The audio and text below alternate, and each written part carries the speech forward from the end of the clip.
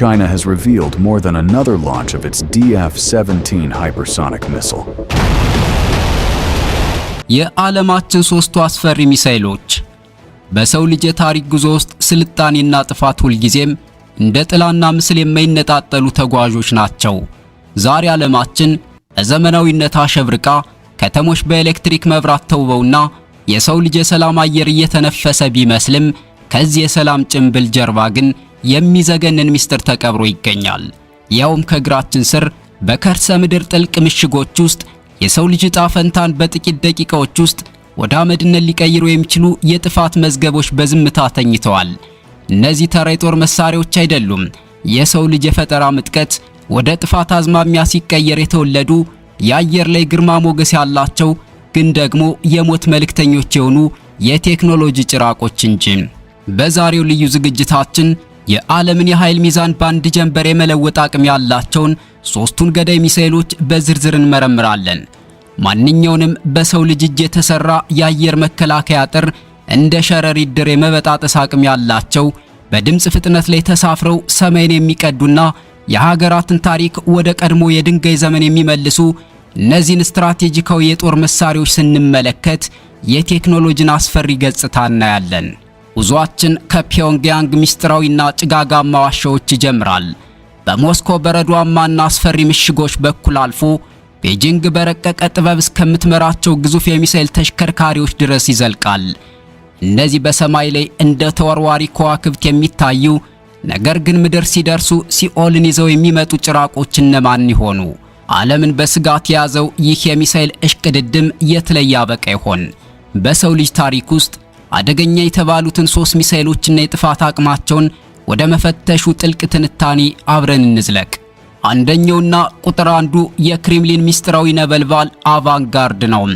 በዝርዝራችን አናት ላይ የምናገኘው የሩሲያን ወታደራዊ ልዕልና በአዲስ መልክ የገነባውንና የክሬምሊን ቁንጮ ኩራት የሆነውን አቫንጋርድን ነው። ይህ መሳሪያ ተራ ሚሳኤል አይደለም። ይልቁንም የሰው ልጅ የፊዚክስ ሕግጋትን ተጠቅሞ የፈጠረው የምድራችን ምትሃታዊ የጥፋት መሳሪያ እንጂ።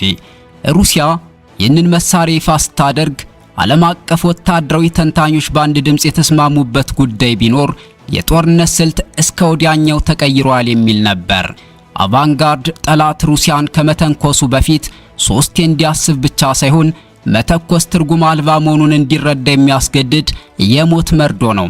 ሰማዩን እየቀደደ በሚምዘገዘግበት ወቅት በድምፅ ፍጥነት በ20 እጥፍ አልፎ ተርፎም እስከ 27 እጥፍ ይከንፋል። ይህ ማለት በሰዓት ከ24000 እስከ 32000 ኪሎ ሜትር ይጓዛል ማለት ነው። በሌላ አነጋገር አቫንጋርድ ከሞስኮ ተነስቶ ዋሽንግተን ዲሲ ለመድረስ የሚወስድበት ጊዜ ከአይን ጥቅሻ ያልበለጠ ይመስላል። በሰማይ ላይ እንደ ተወርዋሪ ከዋክብት ሲቀደድ የሚፈጥረው ሙቀት ማንኛውንም ብረት ሊያቀልጥ ቢችልም በረቀቀ የሴራሚክ ቴክኖሎጂ የታጀበው አካሉ ግን እንደ ነበልባል እየጋለ ግቡን ይመታል። አቫንጋርድን ከሌሎች ባሊስቲክ ሚሳኤሎች የሚለየው ትልቁ ሚስጥር የጉዞ መስመሩ ነው። እንደ ቀስት ቀጥ ብሎ ወደ ሰማይ ወጥቶ አይወርድም።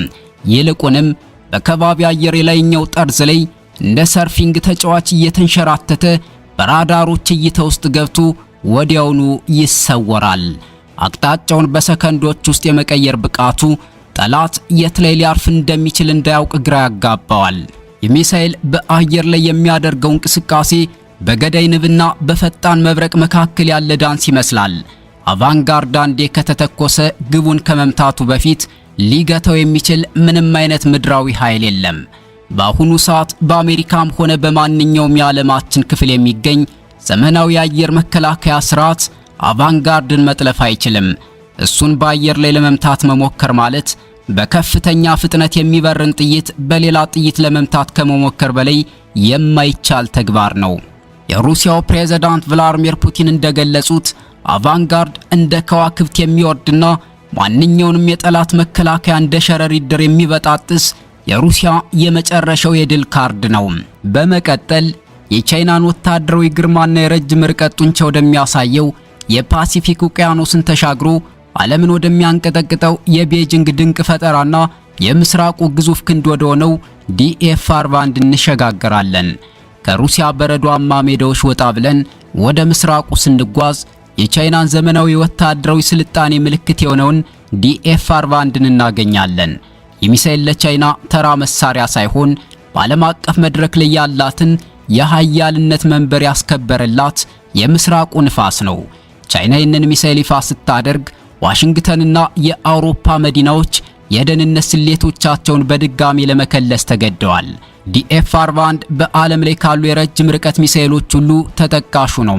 እስከ 15000 ኪሎ ሜትር ድረስ የመጓዝ አቅም ያለው ሲሆን ይህ ማለት ቻይናውያኑ ቤጂንግ ላይ ሆነው ቁልፉን ሲጫኑት አሜሪካ ውስጥ የምትገኝ ማንኛውንም ከተማ ከሎስ አንጀለስ እስከ ኒውዮርክ በ30 ደቂቃ ባልሞላ ጊዜ ውስጥ አመድ ትሆናለች ማለት ነው። በሰማይ ላይ በሰዓት 30000 ኪሎ ሜትር አካባቢ እየተምዘገዘገ አህጉራትን የማቋረጥ ብቃቱ ርቀትን ትርጉም አልባ አድርጎታል። የDF-41 እውነተኛው አስፈሪነት ግን በሚሸከመው ጭነት ላይ ነው። የሚሳኤል በአንድ ጊዜ እስከ 10 የሚደርሱ የኒውክሌር ጭንቅላቶችን ተሸክሞ ይከንፋል። የሚገርመው ግን እነዚህ 10ሩም ጭንቅላቶች የየራሳቸው የጉዞ መስመርና ኢላማ አላቸው። አንዱ ሚሳኤል ወደ ሰማይ ወጥቶ ግቡ ላይ ሲቃረብ በውስጡ የያዛቸውን 10 ገዳይ ቦምቦች በተለያዩ አቅጣጫዎች ይረጫል። ማለት አንዱን ሚሳኤል መከላከል ቢቻል እንኳ ሌሎቹ 9 የተለያዩ ከተሞችን በአንድ ጊዜ ማውደም አቅም አላቸው ማለት ነው። DF-41ን እጅግ አስቸጋሪ የሚያደርገው በሚንቀሳቀሱ ግዙፍ ተሽከርካሪዎች ላይ ተጭኖ በቻይና ሰፊ ግዛቶች ዋሻዎችና ደኖች ውስጥ መደበቅ መቻሉ ነው። ጠላት ቅድመ ጥቃት ሰንዝሮ የቻይናን አቅም ለማዳከም ቢሞክር እንኳን እነዚህ ተንቀሳቃሽ ተሽከርካሪዎች የት እንዳሉ ማወቅ ስለማይቻል ለጠላት የማይያዝ ቅዠት ይሆኑበታል። DF-41 ቻይና በማንኛውም ሰዓትና ቦታ ሁለተኛውንና የመጨረሻውን የጥፋት እርምጃ የመውሰድ አቅም እንዳላት ማረጋገጫዋ ነው። በመጨረሻም ዓለምን ሁሌም በድንጋጤ ውስጥ ወደምታቆየው ሰሜን ኮሪያ እናመራለን። ኪም ጆንጉን በቅርቡ ይፋ ያደረጉት ህዋሶንግ 18 የሀገሪቱን ወታደራዊ ታሪክና የዓለምን ስጋት ወደ አዲስ ምዕራፍ ያሸጋገረ ክስተት ነው። ከዚህ ቀደም የነበሩት የሰሜን ኮሪያ ሚሳኤሎች ፈሳሽ ነዳጅ ስለሚጠቀሙ ለመተኮስ ረጅም ሰዓት የዝግጅት ጊዜ ይወስዱ ነበር። ይህም ሳተላይቶች መረጃውን እንዲያገኙና ጠላት ዝግጅት እንዲያደርግ እድል ይሰጥ ነበር። ህዋሶንግ 18 ግን ሶሊድ ፊውል ወይም ደረቅ ነዳጅ ይጠቀማል። ይህ ማለት ሚሳኤሉ ነዳጅ ተሞልቶ ለወራት ዝግጁ ሆኖ ይቀመጣል። ትዕዛዝ በተሰጠ በደቂቃዎች ውስጥ ተተኩሶ ከአየር ላይ ይወጣል። የሚሳኤል ተንቀሳቃሽ መተኮሻዎች ላይ ስለሚጫን ከጫካ ከዋሻ ወይም ከባቡር ሐዲድ ላይ ሊተኮስ ይችላል። የጠላት ሳተላይቶች ሚሳኤሉ የት እንዳለ ለማወቅና ጥቃቱ ሳይሰነዘር ለመከላከል ጊዜ የላቸውም። ህዋሶንግ 18 የሰሜን ኮሪያ የመጨረሻውና የጠነከረው የመከላከያ ጋሻ ተደርጎ ይወሰዳል። ምንም እንኳን ሰሜን ኮሪያ በቆዳ ስፋት ትንሽ ብትሆንም ህዋሶንግ 18 ግን አጠቃላይ የአሜሪካን ምድር የመምታት አቅም አለው።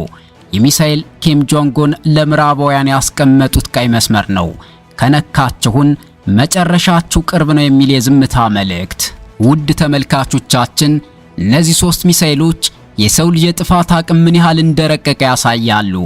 አቫንጋርድ በፍጥነቱ፣ DF-41 በብዛቱና በርቀቱ፣ ህዋሶንግ 18 ደግሞ በድንገተኛነቱ ዓለምን እያስፈራሩ ይገኛሉ።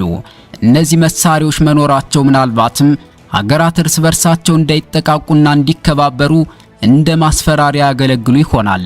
ነገር ግን አንዳቸው እንኳን በስተት ወይንም በቁጣ ቢተኩሱ ዓለማችን የምናውቃት መሆኗ ያከትማል። የሰው ልጅ የፈጠረው ቴክኖሎጂ ለህልውናው ወይስ ለጥፋቱ የሚለው ጥያቄ የዛሬው ዘመን ትልቁ እንቆቅልሽ ሆኖ ይቀጥላል። ለመሆኑ ከነዚህ 3 አስፈሪ ሚሳኤሎች ውስጥ የእርስዎን ትኩረት ይበልጥ የሳበው የትኛው ይሆን? አስተያየቶን በኮሜንት ያጋሩን። ለተጨማሪ አስደናቂ ወታደራዊ ትንታኔዎች ቻናላችንን ሰብስክራይብ ማድረግዎን እንዳይረሱ። ሰናይ ቆይታ።